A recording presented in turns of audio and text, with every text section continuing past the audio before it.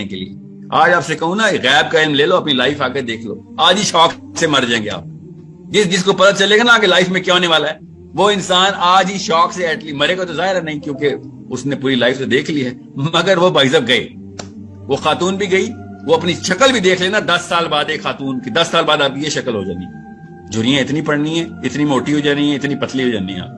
وہ آنٹی ختم ہے, وہ انکل ختم ہے جو دیکھے گا کہ یار میرے ساتھ لائف میں کیا ہونا ہے. یہ تو اللہ نے احسان کیا ہماری سائیکالوجی پازیٹیو کرنے کے لیے کہ ہمیں غیب کا علم نہیں دیا. یہ گٹس چاہیے ہوتے ہیں. جب پتہ بھی ہے ہم سب کو کہ اسپتالوں میں رہنا ہے, پھر بھی رہنا ہے, پھر بھی میں نے اسپتالوں میں رہنا ہے. بھائی یہ گٹسی ڈیسیژن تو یہ ہے. گٹسی ڈیسیژن یہ تو نہیں ہے کہ بھائی جب تک رہوں گا اپنے پیروں پہ رہوں گا. یہ تو عیاشی کی سٹیٹمنٹ ہے. کون چاہتا ہے بڑھاپا, گھٹنوں کے بل چلوں گا ساری عمر, ویل چیئر پہ تکیلا جاؤں گا اپنے پوتوں بیٹوں کے through. Who wants that? That takes a lot of guts to offer that.